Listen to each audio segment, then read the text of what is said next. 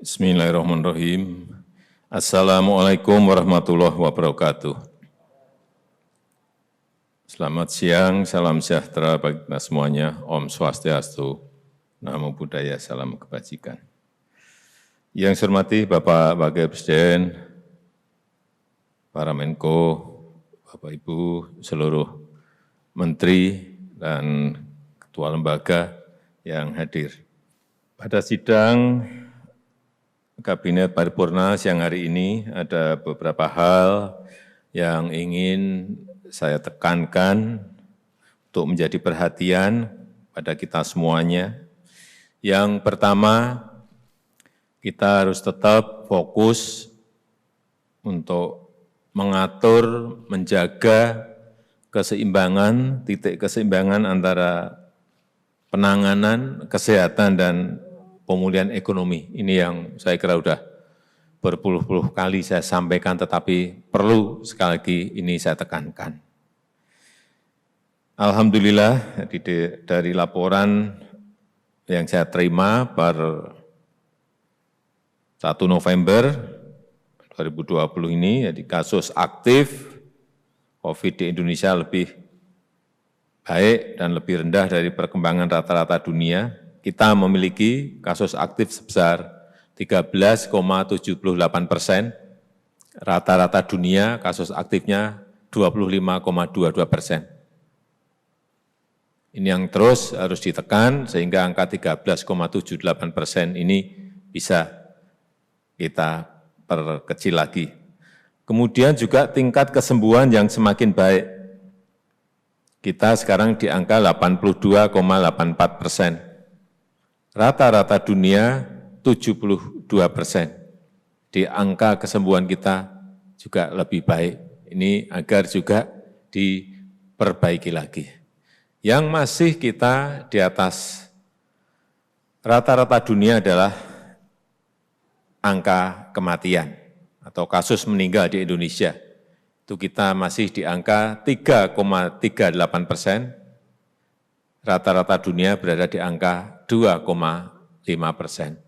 Ini yang patut untuk menjadi perhatian kita semuanya. Dan yang berkaitan dengan COVID, saya ingin menekankan sekali lagi hati-hati, karena ini di Eropa sudah muncul gelombang kedua yang naiknya sangat drastis sekali. Jadi jangan sampai kita teledor, jangan kita kehilangan kewaspadaan sehingga kejadian itu terjadi di negara kita. Kita bisa lihat angka-angka beberapa negara, Perancis melompatnya dari berapa ke berapa, Italia juga melompatnya, Inggris, Jerman, Spanyol. Ada kenaikan yang sangat drastis ini agar menjadi perhatian kita semuanya dan kehati-hatian kita semuanya. Kemudian yang kedua, saya ingin menyampaikan untuk yang berkaitan dengan kuartal yang keempat. Ini adalah kuartal terakhir. Saya harapkan realisasi belanja kita betul-betul harus berada pada titik yang paling maksimal. Kita tahu kemarin di triwulan kedua pertumbuhan ekonomi kita di angka minus 5,32.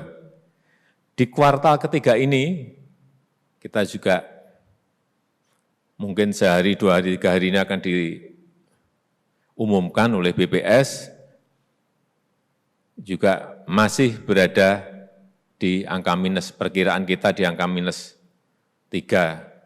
Naik sedikit. Dan ini memang kalau dibandingkan negara lain ya masih jauh lebih baik. Tapi ini patut kita berikan tekanan untuk yang kuartal keempat. Jadi kuartal yang ketiga mungkin minus 3 lebih sedikit. Dan itu adalah trennya membaik, trennya positif.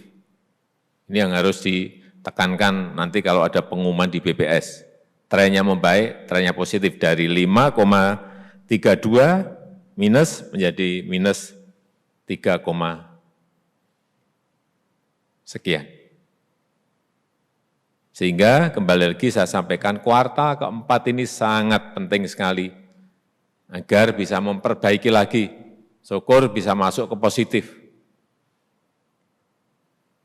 kuartal yang keempat. Sehingga belanja, spending harus menjadi kejar-kejaran kita semuanya. Saya mendapatkan angka bahwa di konsumsi rumah tangga ini masih berada pada angka minus, kurang lebih minus 4. Sehingga menjadi kewajiban kita semuanya untuk memperkuat demand, sehingga konsumsi ini akan menjadi lebih baik. Kalau kuartal keempat sudah terselesaikan, semuanya maksimal membelanjakan anggarannya, hati-hati, tolong disampaikan kepada Dirjen, Direktur, dan di seluruh jajaran yang Bapak Ibu pimpin, kuartal keempat bisa maksimal, tapi hati-hati di kuartal yang pertama 2021 juga harus mulai di start dari sekarang. Begitu Bapak Ibu menerima yang namanya DIPA, itu sudah bisa langsung ada lelang. Sehingga nantinya kita harapkan bulan Januari, Februari, Maret tidak stuck. Setelah kuartal keempat langsung drop. Kita harapkan kuartal pertama itu ada ungkitan juga untuk naik. Selain tentu saja yang perlu saya ingatkan, yang berkaitan dengan investasi. Jadi kembali lagi, kuartal pertama 2021 pun juga harus mulai didesain dari sekarang, agar kegiatan itu dimulai di bulan Januari. Terutama yang paling cepat adalah bantuan sosial. Mulai disiapkan sehingga Januari sudah bisa berjalan. Yang belanja modal, terutama infrastruktur, baik di Kementerian PU, Kementerian Perhubungan, dan kementerian yang lain yang bisa digiring untuk segera mulai. Kembali lagi ke investasi tadi, jadi investasi kita juga di kuartal ketiga ini minusnya masih di atas 5, tapi nanti kita tunggu hitung-hitungan dari BPS, masih kurang lebih mungkin 6 minus, sehingga saya sebenarnya sudah mewanti-wanti pada Kepala BKPM dan Menko Marinvest agar paling tidak di kuartal ketiga ini bisa di bawah minus, di bawah 5, tetapi ternyata belum bisa. Oleh sebab itu, agar ini dikejar di kuartal keempat dan nanti di kuartal pertama bulan Januari, Februari, Maret itu sudah mulai bergerak lagi.